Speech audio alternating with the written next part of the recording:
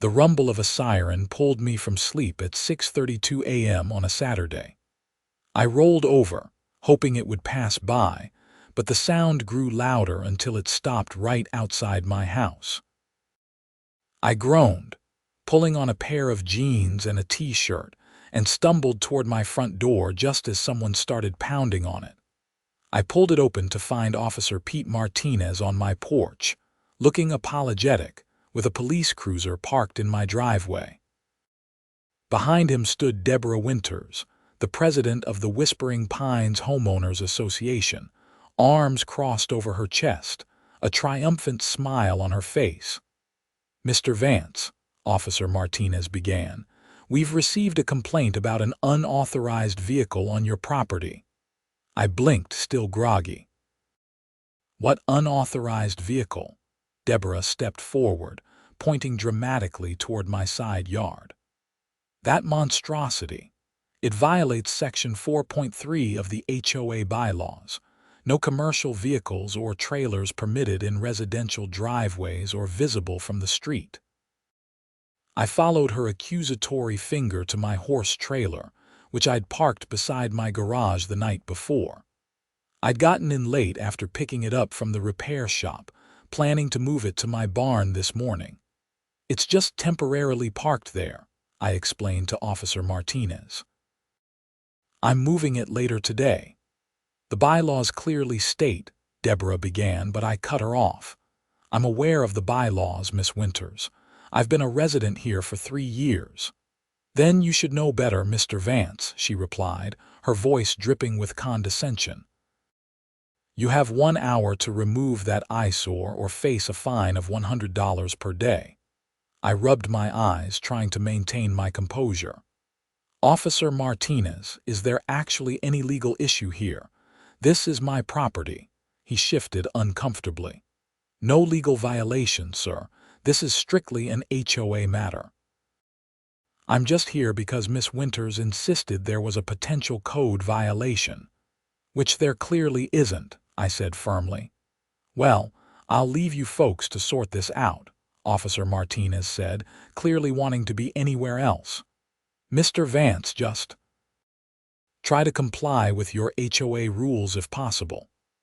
With a nod, he walked back to his cruiser. Deborah watched him leave, then turned back to me. "1 hour, Mr. Vance." As she marched back to her immaculately landscaped home across the street, I felt my blood pressure rising. This was the 5th time in 3 months she'd found some trivial reason to harass me. First, it was my mailbox being 2 inches too tall. Then my garbage cans being visible from the street for more than 24 hours. After that came a citation for my grass being a 1/4 inch too high, followed by a warning about the color of my garden hose. I was getting tired of it. My name is Jack Vance. I'm 35 years old, a civil engineer who specializes in land development and property management. I'd purchased my home in Whispering Pines, a suburban development outside of Denver, Colorado, because it was close to my office and had good access to riding trails.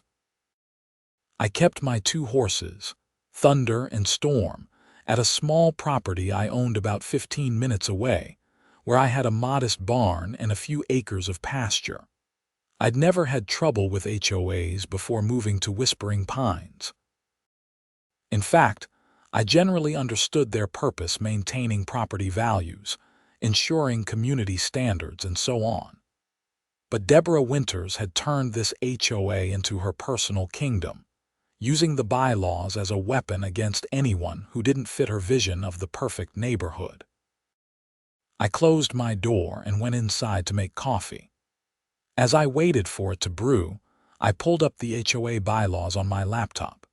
Section 4.3 did indeed prohibit commercial vehicles and trailers in driveways, but there was an exception for temporary loading and unloading, not to exceed 48 hours. My trailer had been there for less than 12 hours. I took a picture of the relevant section, printed it out, and taped it to my front door. Then I texted my friend, Craig Lewis, who lived down the street. "Deborah's at it again. Called the cops on my horse trailer. Craig responded almost immediately. That woman needs a hobby that isn't harassing neighbors. Want me to hook up my truck and help you move it? Thanks, but I'll handle it. Might take my time, though. Bylaws give me 48 hours. I sipped my coffee and made breakfast, deliberately taking my time. At exactly 7:32 a.m., 1 hour after the police had shown up, I heard a car door slam. I looked out the window to see Deborah marching up my driveway with her clipboard and a digital camera. I opened the door before she could knock. "Good morning again, Miss Winters."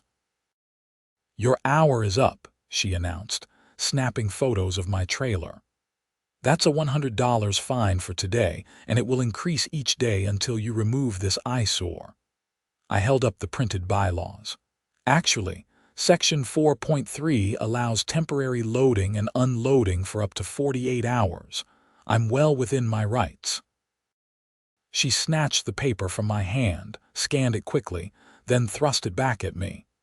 "This is clearly not loading or unloading. It's storage on residential property, which is prohibited." "I'm unloading it today," I lied smoothly. "I just had it repaired and need to remove some items before taking it to my barn." Her eyes narrowed. "I'll be watching, Mr. Vance. And if that trailer is still here tomorrow morning, you'll be receiving multiple citations." As she walked away, I noticed several neighbors watching from their windows and porches. Deborah's HOA crusades had become a regular neighborhood spectacle.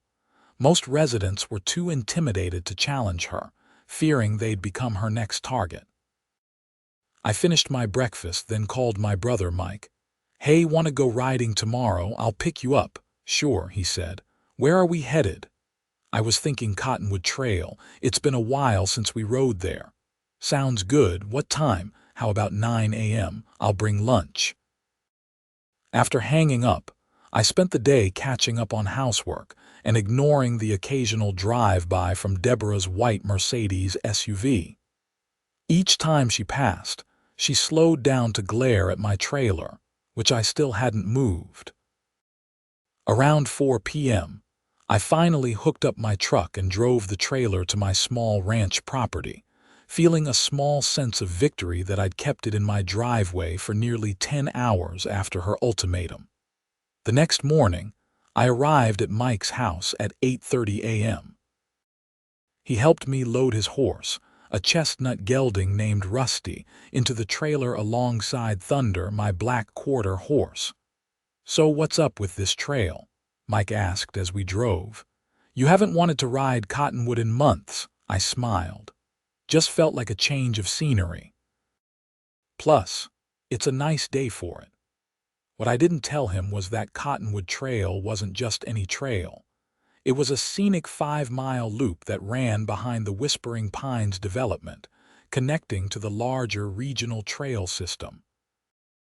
It was popular with hikers, mountain bikers, and horseback riders, especially on weekends.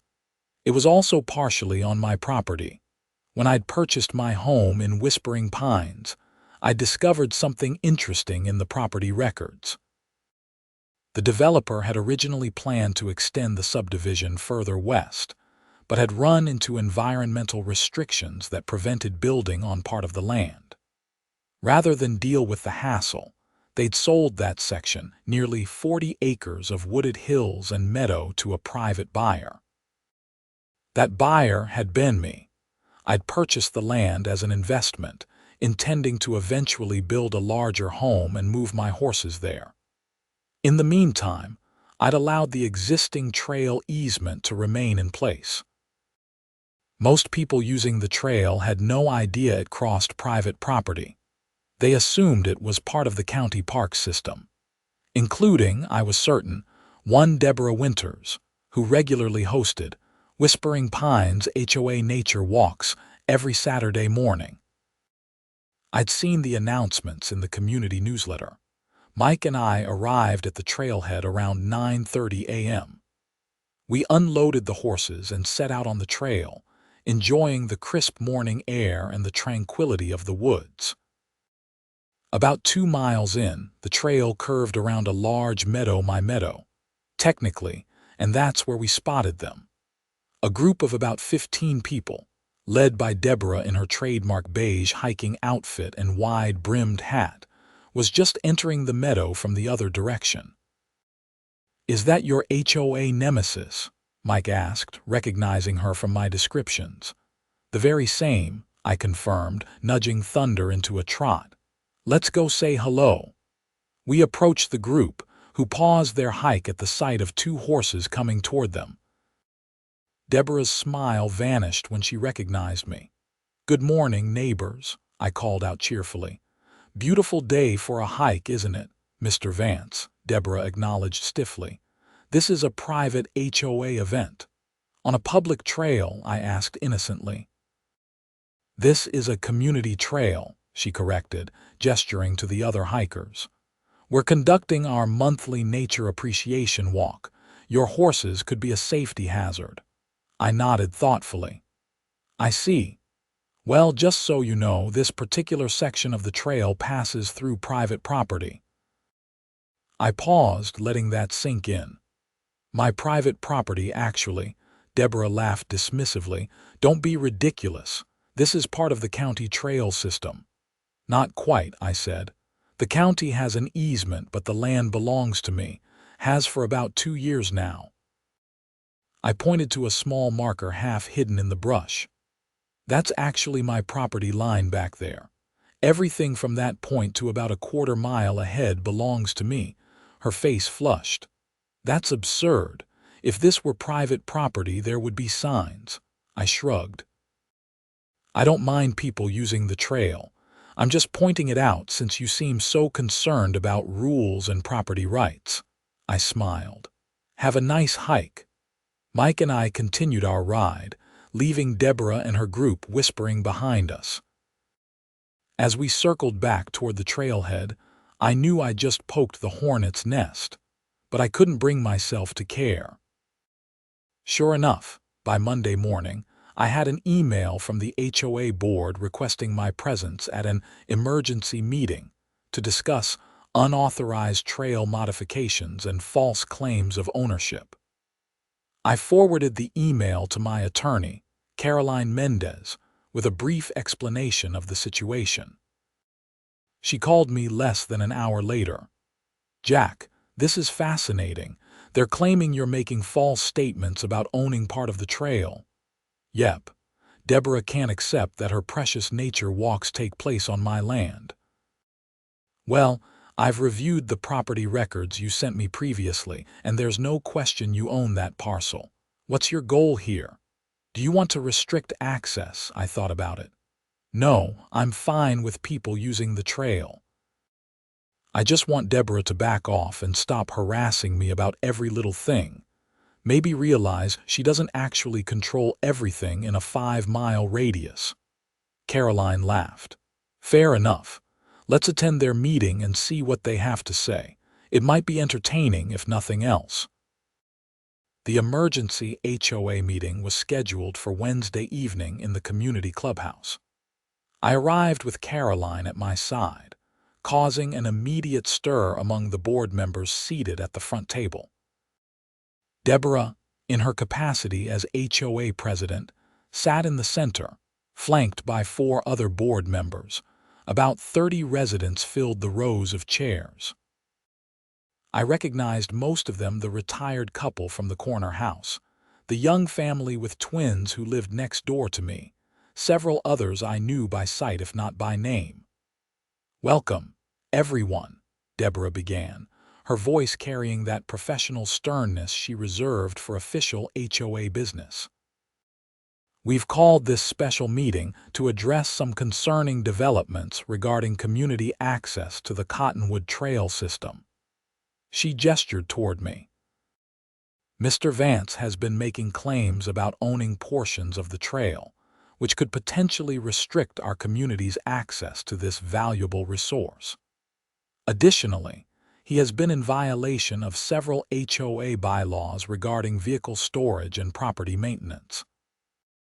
Caroline whispered in my ear, She's combining issues to make it seem like you're a problematic resident overall. I nodded, keeping my expression neutral. Before we proceed, Deborah continued, I should note that Mr. Vance has brought legal representation, which is certainly his right, though somewhat unusual for a standard HOA meeting. Caroline stood up. Good evening. I'm Caroline Mendez, Mr. Vance's attorney.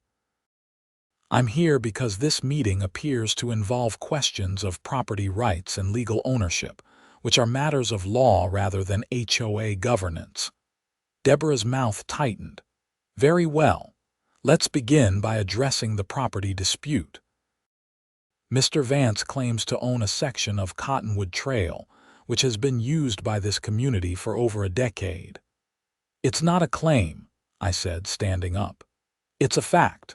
I purchased parcel 35B from Westbrook Development Corporation 2 years ago. That parcel includes approximately 40 acres of undeveloped land west of the subdivision, through which a portion of Cottonwood Trail runs. You have documentation to support this? Asked George Hernandez, the HOA vice president. Caroline opened her briefcase and removed several documents. We have the deed, the property survey, and tax records confirming Mr. Vance's ownership. She walked forward and handed copies to each board member.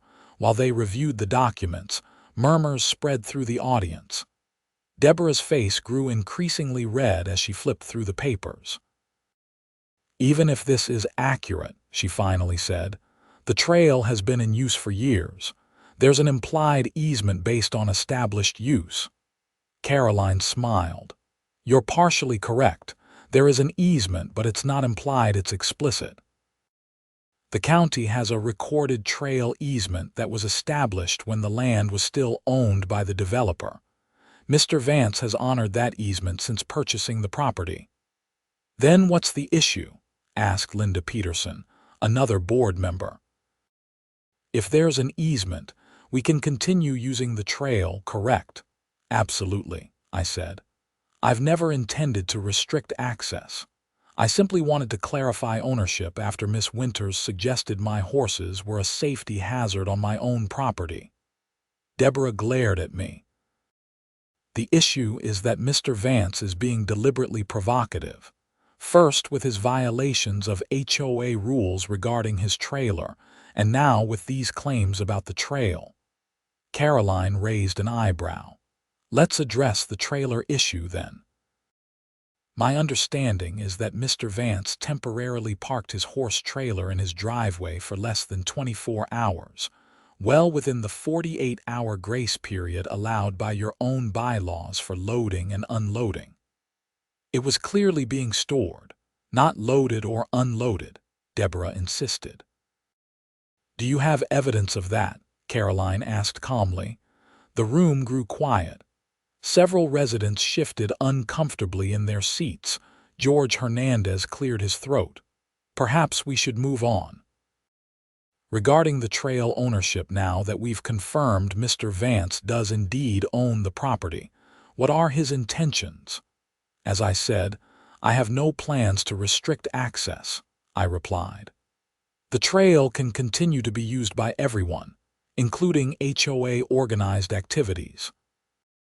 I would appreciate, however, some basic courtesy and acknowledgement that portions of the trail cross private property. Linda Peterson nodded. That seems reasonable. Deborah wasn't ready to concede. There's still the matter of Mr. Vance's ongoing violations. The trailer was just the latest in a pattern of disregard for our community standards. My neighbor, Craig Lewis, stood up from the audience. If we're talking about patterns, maybe we should discuss the pattern of selective enforcement in this neighborhood.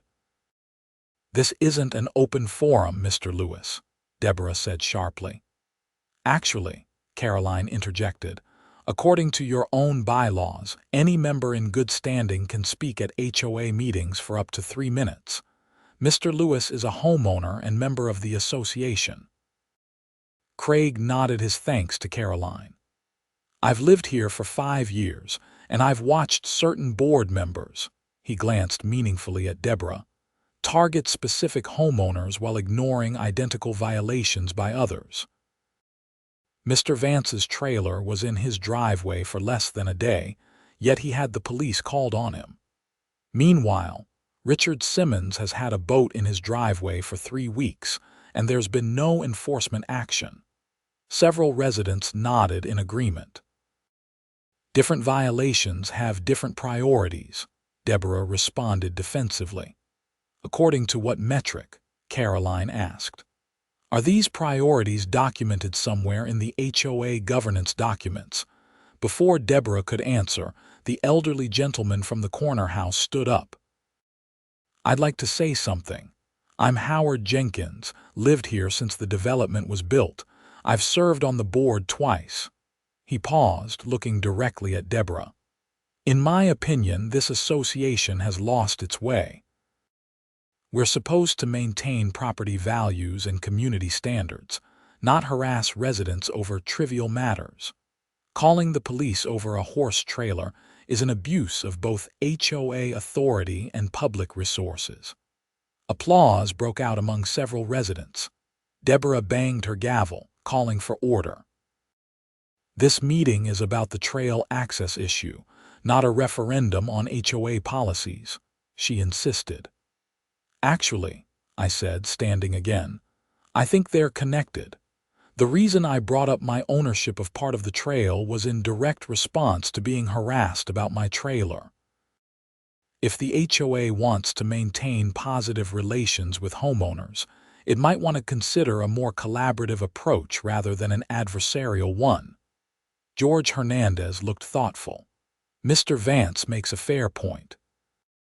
Perhaps we should review our enforcement procedures and ensure they're being applied consistently. Deborah looked around the room, clearly sensing she was losing control of the narrative. Fine. We'll form a committee to review enforcement procedures. As for the trail issue, since Mr. Vance has no intention of restricting access, I consider the matter resolved. Not quite, Caroline said. We'd like the HOA to formally acknowledge Mr. Vance's ownership of the property in the meeting minutes and in a written statement to be included in the next community newsletter. This would help prevent future misunderstandings. Deborah's jaw tightened, but she nodded curtly. We'll include a clarification in the newsletter. And we'd like all pending violations against Mr. Vance dismissed, as they appear to be part of a pattern of targeted enforcement, Caroline added. After a tense silence, Linda Peterson spoke up. I move that we dismiss all pending violations against Mr. Vance and start fresh. I second, said George Hernandez. Deborah looked betrayed. We'll need to vote. She glanced at the other board members. All in favor. 3 hands went up. Linda, George, and the 4th board member, a quiet man named Paul Winters, who happened to be Deborah's husband. Only Deborah kept her hand down. Motion carries, she said through gritted teeth. Meeting adjourned. As people began filing out, several neighbors came up to shake my hand or pat me on the back. Craig gave me a thumbs up. That went better than expected, Caroline said as we walked to the parking lot. Thanks for your help, I replied. I don't think this is over, though. Deborah doesn't strike me as someone who gives up easily. Probably not, Caroline agreed. But at least she knows you can and will push back. Over the next few weeks, things remained quiet. The HOA newsletter came out with a small notice acknowledging that portions of Cottonwood Trail cross private property owned by resident Jack Vance, who graciously continues to allow community access. It wasn't exactly effusive, but it was accurate. I continued to ride my horses on the trail occasionally, sometimes encountering other residents who now greeted me with newfound respect. A few even asked questions about the horses or commented on how nice it was to see them on the trail. But as I'd predicted, Deborah wasn't finished with me. About a month after the meeting, I received a certified letter from the HOA. It stated that during a recent property inspection, they'd noted that my backyard fence was potentially encroaching on common area property, and demanded I remove it within 30 days or face significant fines. I immediately called the surveyor who had worked on my property purchase. He came out the next day and confirmed what I already knew: my fence was well within my property line, not encroaching on any common area. Rather than go through another confrontation with the HOA board, I decided on a different approach. I invited several board members, excluding Deborah, to meet me at my property with the surveyor present. George Hernandez and Linda Peterson accepted, and on a sunny Saturday morning they watched as the surveyor demonstrated conclusively that my fence was properly placed. "I don't understand," Linda said, looking genuinely confused. "The inspection report specifically noted the encroachment." "Who conducted the inspection?" I asked, though I already suspected the answer. "Deborah and Paul," George admitted. "They volunteered to do the quarterly property inspections this time." "And did they bring a surveyor or any measuring equipment?" George looked uncomfortable.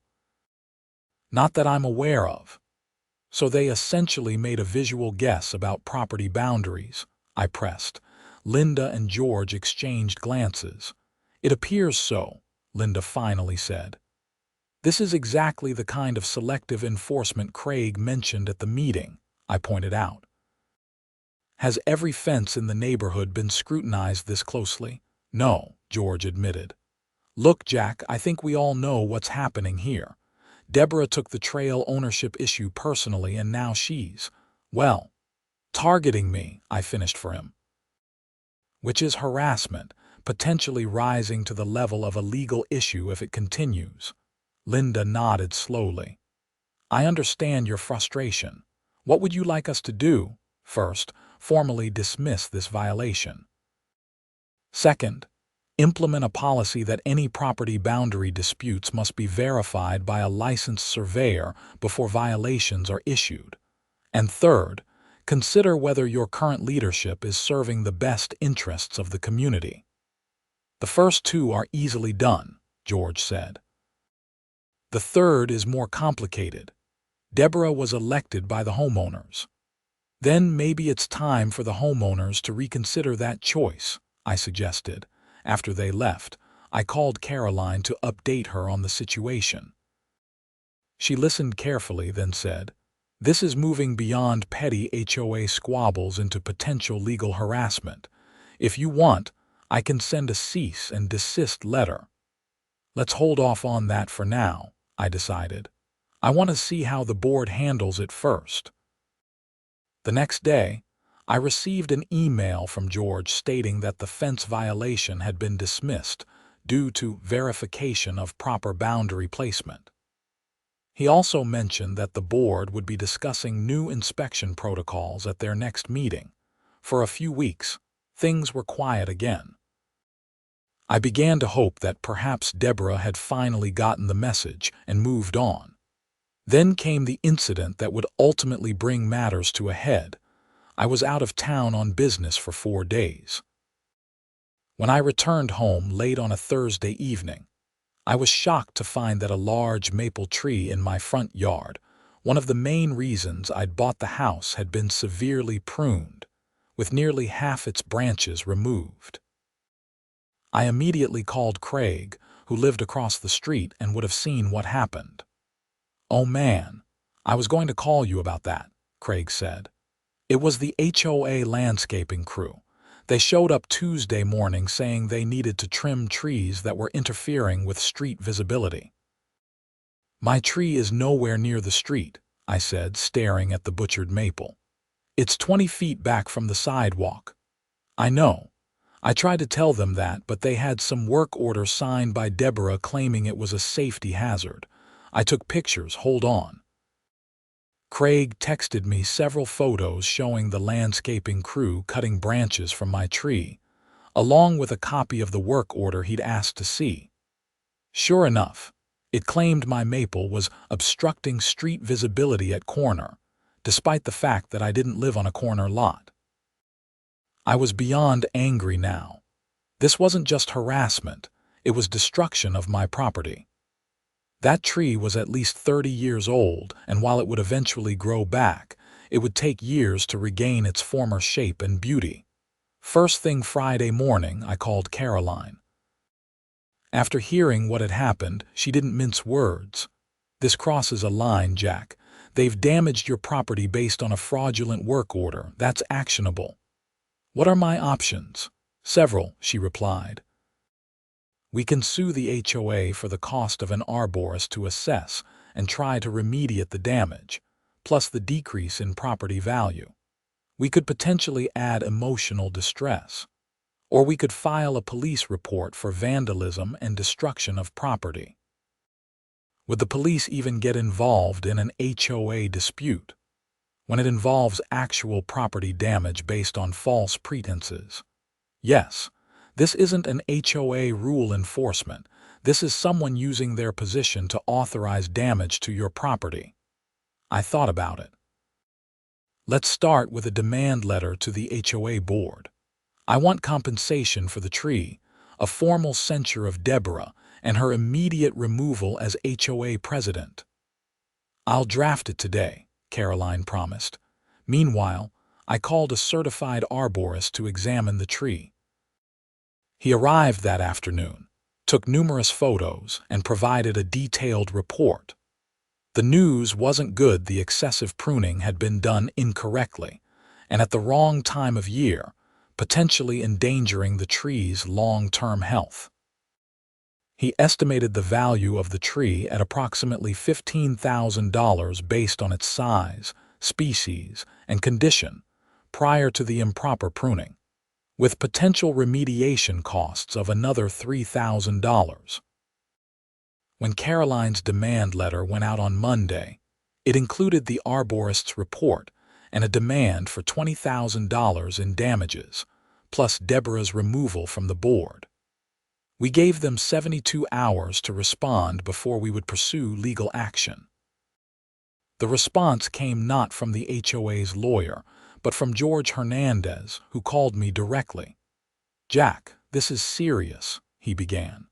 "The board had an emergency session yesterday to discuss your demand letter. And we had no idea Deborah had authorized that tree work. There was no board vote, no proper work order. She apparently used HOA letterhead to create her own work order and sent it directly to the landscaping company." "That doesn't surprise me," I said. "What does surprise me is that nobody on the board is overseeing these activities." George sighed. "You're right. We've been too hands-off, but that's changing. Paul resigned from the board last night after learning what Deborah did, and we've scheduled a special meeting for this Friday to vote on removing Deborah as president. What about my tree? The HOA insurance should cover the damages. I can't promise the full $20,000, but we'll make it right. Can you hold off on legal action until after Friday's meeting?" I agreed to wait, but made it clear that my patience had limits. Friday's special meeting was standing room only. Word had spread throughout the neighborhood about the tree incident, and residents were angry not just on my behalf, but because they realized their own properties could be targeted next. George opened the meeting by summarizing the situation, carefully avoiding direct accusations while making the facts clear. He then introduced me to present my side. I walked to the front of the room, carrying the arborist's report and photos of my tree before and after the unauthorized pruning. For those who don't know me well, I'm Jack Vance. I've lived in Whispering Pines for 3 years. During that time, I've maintained my property, followed the rules, and tried to be a good neighbor. What happened to my maple tree last week was not just a mistake or an overzealous interpretation of HOA rules. It was a deliberate act of vandalism using HOA authority as cover. I displayed the before and after photos on a large screen, drawing gasps from many residents. This tree was healthy, properly maintained, and nowhere near the street. It wasn't blocking any views or creating any hazard. Yet someone authorized its destruction without my knowledge or consent, without board approval, and without any legitimate reason. I turned to face Deborah directly. "Miss Winters, would you care to explain why you falsified a work order claiming my tree was on a corner lot and blocking visibility, when my house isn't even on a corner?" Deborah's face flushed. "I did not falsify anything. There was a legitimate concern about visibility from the street." "Visibility of what?" I challenged. "The tree is in the middle of my yard, 20 feet from the sidewalk." "The details of the work order may have contained an error," George interrupted. "Deborah, we've seen the work order. It specifically says corner lot visibility issue and you signed it." "Jack doesn't live on a corner. This wasn't an error, it was a fabrication." Murmurs spread through the audience. Deborah looked around, seemingly surprised by the lack of support. "I've always acted in the best interests of this community," she insisted. "Sometimes that requires making difficult decisions." "Damaging someone's property isn't a difficult decision," I replied. "It's vandalism, and using your position as HOA president to carry it out is an abuse of power." Linda Peterson stood up. "I move that we immediately remove Deborah Winters as president of the Whispering Pines Homeowners Association, effective immediately, due to abuse of position and unauthorized actions resulting in property damage." "Second," called several voices at once. George nodded. "Motion has been made and seconded. Board members, please cast your votes." All 3 remaining board members, George, Linda, and a recently appointed member named Susan Taylor, voted in favor of removing Deborah. The vote was met with applause from the residents. Deborah stood up, face contorted with anger. "This is ridiculous. You can't remove me based on one mistake." "It wasn't one mistake," George replied calmly. "It was the culmination of a pattern of behavior that has been harmful to this community. Your actions have exposed the HOA to significant liability and damaged our reputation among residents." "You'll regret this," Deborah said, gathering her things. "All of you." She stormed out of the clubhouse, letting the door slam behind her. Once she had gone, George addressed the remaining issues. "The board has already contacted our insurance carrier regarding Mr. Vance's tree. We anticipate they will cover the full amount of damages assessed by the arborist.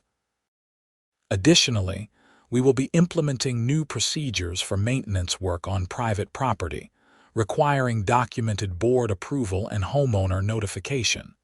He paused, looking around the room. "This incident has revealed serious flaws in our governance. I propose we form a committee to review our bylaws and procedures to prevent similar abuses in the future." The meeting concluded with volunteers signing up for the review committee and several residents approaching me to express their support. A few even shared their own stories of run-ins with Deborah over the years. As I was leaving, Linda Peterson caught up with me. "Jack, there's something you should know. We found several other unauthorized work orders in Deborah's files. She's been doing this to other residents too, though nothing as severe as your tree." "That's disturbing," I said. "Have you notified those homeowners?" "We're in the process of doing that now, but there's more. We discovered she's been issuing fines and late fees that were never approved by the board, then pocketing some of the payments." I stopped walking. "That's embezzlement." Linda nodded grimly. "Yes, we've already contacted our accountant to conduct a full audit. Depending on what they find, we may need to involve the police." The audit results came back 2 weeks later, revealing that Deborah had misappropriated nearly $30,000 in HOA funds over a 4-year period. She had created a system of false violations and fees, some of which went into HOA accounts and some of which she diverted to herself. True to their word, the HOA insurance covered the full $20,000 for my tree damage. The board, now led by George as interim president, also implemented a series of reforms to increase transparency and accountability. As for Deborah, she faced both civil and criminal consequences for her actions. The HOA filed a civil suit to recover the embezzled funds, while the county prosecutor charged her with theft and fraud. Paul filed for divorce shortly after the criminal charges were announced, unable to face the community after his wife's actions were exposed. Deborah ultimately accepted a plea deal that included restitution, probation, and community service. She sold her house in Whispering Pines and moved away, much to the relief of most residents. 6 months after the tree incident, I was surprised to receive a letter from the new HOA board, which now included Craig among its members. They were asking permission to name a small sitting area near the entrance to Cottonwood Trail after me, in recognition of my contribution to community improvement and accountability. I laughed at the irony but agreed. The Jack Vance trailhead was dedicated in a small ceremony that spring, complete with a simple bench and a sign acknowledging that portions of the trail crossed my private property, which I continued to make available for public enjoyment. That summer, I finally began plans to build on my 40-acre property, designing a home that would allow me to keep my horses closer and enjoy the land I owned. I made sure to include access for the trail in my design, even enhancing it with a small rest area for hikers and riders. Whispering Pines changed significantly after Deborah's departure. The HOA still enforced the rules, but with a more collaborative and transparent approach. Violations were communicated respectfully, with reasonable timeframes for correction. The focus shifted from punitive enforcement to community enhancement. I still smile whenever I ride Thunder along Cottonwood Trail and pass groups of hikers from the neighborhood. Sometimes I wonder if Deborah ever learned that her vendetta against me ultimately led to her downfall, and to significant improvements in the community she'd claimed to care so much about. As for my maple tree, it's slowly recovering under the careful attention of the arborist. It may never regain its former glory during my lifetime, but it stands as a reminder that sometimes pushing back against injustice isn't just about personal vindication. It can lead to positive change that benefits everyone.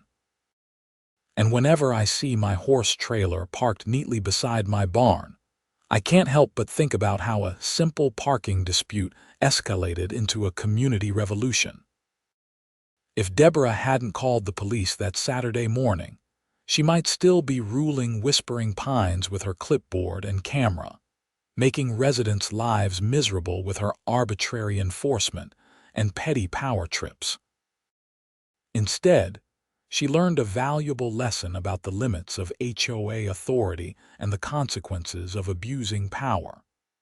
And I learned that sometimes standing your ground isn't just about protecting your own interests, it's about setting a precedent that helps others find the courage to stand up as well. In the years since, I've become more involved in local property rights advocacy, occasionally consulting with homeowners dealing with overreaching HOAs in other communities. I always tell them the same thing: know your rights, document everything, and remember that HOAs serve the community, not the other way around. As for Whispering Pines, it's become the kind of neighborhood I'd hoped for when I first moved, in a place where rules exist to maintain standards, not to control and punish residents. A place where neighbors look out for each other and work together to resolve issues. All because one weekend, an HOA president decided to call the police on my horse trailer, only to discover that I owned the trail she'd been using every weekend for her nature walks. Sometimes life's little ironies lead to the most significant changes. Every now and then, I still see a police car driving through the neighborhood, but now it's just Officer Martinez making his regular rounds, waving to residents as he passes. He still looks a bit embarrassed when he sees me, but I always wave back. After all, he was just doing his job that morning, even if he was being used as a pawn in Deborah's power games. In the end, what happened wasn't really about a horse trailer, a tree, or even a trail. It was about the abuse of power and the importance of standing up to it. If there's one lesson I learned from the whole experience, it's that rules matter, but how they are enforced matters even more. And sometimes, the person who knows the rules best isn't the one who waves them around like a weapon, but the one who quietly holds their ground when those rules are being misused.